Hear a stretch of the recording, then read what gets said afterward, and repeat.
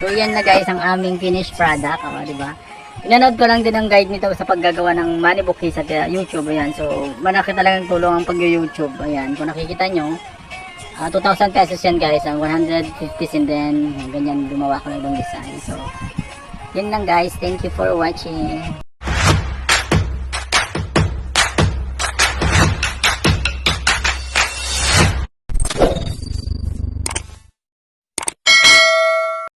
So yun nga kayo, dahil may 60 birthday setup ako, so kumuha muna ako kay Ninang ng gamit. Ayan, yung gamit na to guys, sa Ninang ko to, inanirentahan ko dahil nga ako may kontrata ko kasi to guys. Ayan, so ako muna, bago ako mag setup, naglagay muna ako ng cover ng sa taas para maganda tignan pag nag-design na ako. So ganyan guys, ako lang gumagawa niyan. Actually guys, marunong talaga ako mag setup dahil nagtrabaho din ako ng catering. So ang pagsisetup guys dito, basta-basta ito yung pinaka mahirap na trabaho sa catering, yung magsisetup guys, dahil nga yung ganyang bakante yung papagandahin mo siya kung paano mo siya i-design. Actually guys, may sinad naman sa akin yung design ni Auntie Lolita. Sa Auntie Lolita po pala ang may pakananong party ni Auntie Imelda na surprise party na to. So dyan sila Sugar, kasama ko yung mga pinsan ko. So sila mga kasama kong magsisetup dito. Medyo ang mas matagal na trabaho sa catering ang pag-setup guys, dahil nga kailangan mong i-cover muna yung roof, yung pinaka-roof nung sesetapan mong banda, and then kukubar mo siya ng wire, o depende kung anong plano mo sa setup. Siya si Sugar nakaupo lang, nanonood lang siya dyan. So hindi ko siya pwedeng utusan dahil hindi ko naman siya tauhan dyan. So bali kakilala niya kasi itong nagpa-party. So ayan, pahinga muna kami, kumanta kami saglit dahil nga na-deliver na rin yung video ko nung mga 5 o'clock. So ayan, kami nagpapahinga. As you can see guys, yan ginabi na kami. Ayun mga assistant ko, taga bigay sa akin ng mga pins. So kailangan ko kasi. So nasetapan ko na dito banda, and then gabi na kasi yan. So nag-prepare na din sila ng mga rekadong gagamitin kinaumagahan. Yan sila ante, mga kapatid ng mga magdi-60 birthday. So ganyan ang aming setup. And so kinaumagahan, kailangan ko na namang ayusin yung ating sesetapan ng mga ulam. So yan ginawa ko muna, binalot ko yung mga spoon and fork. Ayan, nabubulo na naman ako guys. So ayan, nakatayo lang ako nung binibalot ko para presentable sa mga bisita pag kakain na sila, pupulutin na lang nila. Yeah, as you can see guys, ayan na fully set up. Ayan, so diba, yung di mo akalain kaya kung mag-set up ng ganito. So makakaganda lang sa pakiramdam. And then dito naman mag-start na ako makeover ang ating 60th birthday celebrant. Ayan, so yan sa Auntie Imelda, siya po yung surprise party nila. Ayan, so mag-start na ako mag-blower ng hair niya dahil naligo nga siya.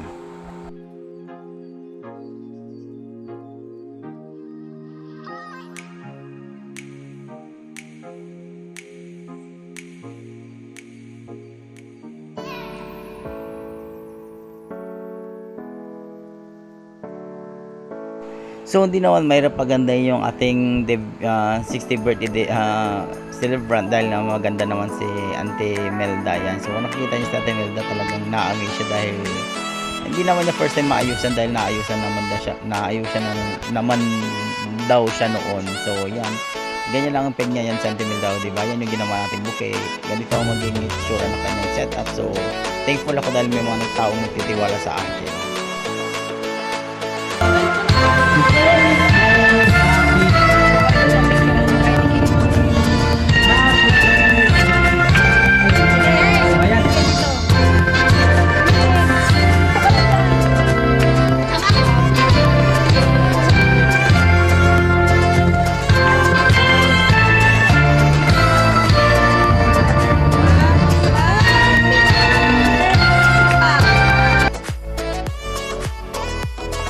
Months ago, tinas po ako ni Auntie Lolita para i-settle yung itong surprise party ni Auntie Melda, 60th birthday niya. So ito yung message ni Auntie Lolita, Lozano Merca Lazo.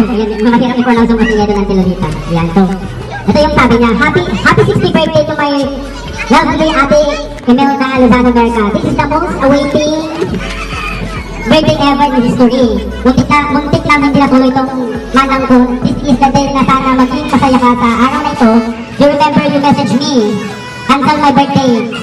Birthday cake lang yun. Wala na ka nun Auntie Imelda. Kasi sa totoo lang po, hindi na talaga masutuloy ito kasi nga ayaw ni Auntie Imelda na mag-party. Okay na daw sa kanya yung cake. So, bakit ano ayaw sa party. I just invited lots of her friends. Patay ako. Sabi niya, nag-invite na kasi si Auntie Lolita ng mga friends. Friends si Ate Melda, mga friends sila ng family. Kaya I need to think harder on how to convince her. Talagang kinulit-kulit na si Auntie Melda para matuloy tong party na to.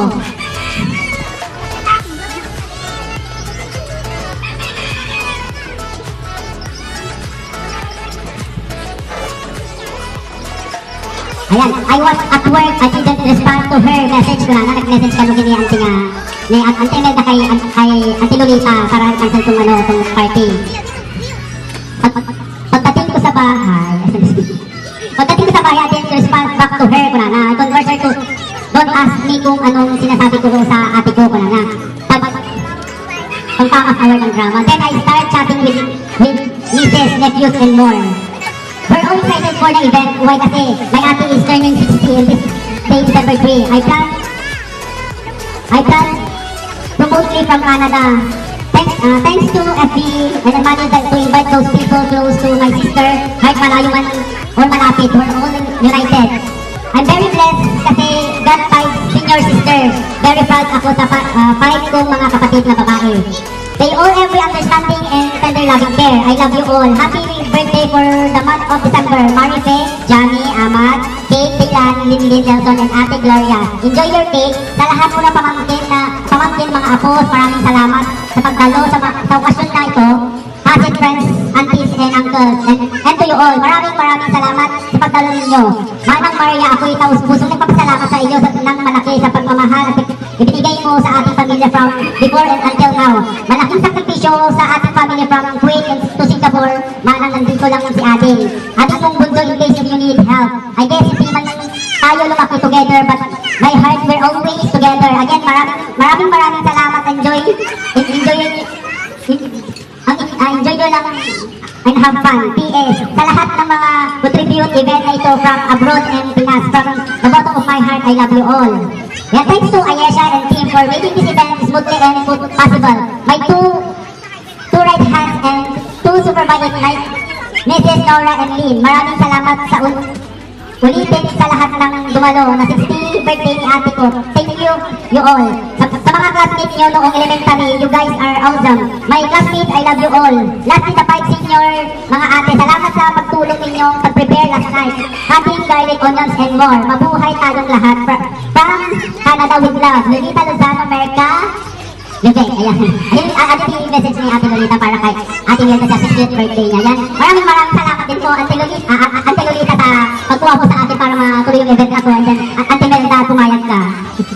Yun po yung message ni Ate Lolita from Canada. Ayan. Sa mga gusto po magbigay ng message dyan, lumapit na po kayo dito sa may harapan.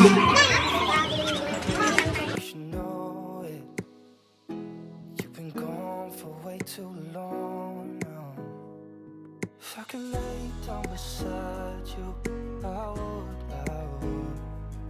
When nothing really matters, that's all I wanna do. I hope that you are safe and that I will see you soon. If I could lay down beside you, I would. Even if you're gone, I won't forget you. You're all I know, what I need, and that ain't changing. And even if you're gone, I will remember. You're all I know, what I need, and that ain't changing. If I could lay down beside you, I would. When nothing really matters, that's all I wanna do. I hope that you are safe and that I will see you soon. If I could lay down beside you, I would. If I could lay down beside you, I would. When nothing really matters, that's all I wanna do. I hope that you are safe and that I will see you soon. If I could lay down beside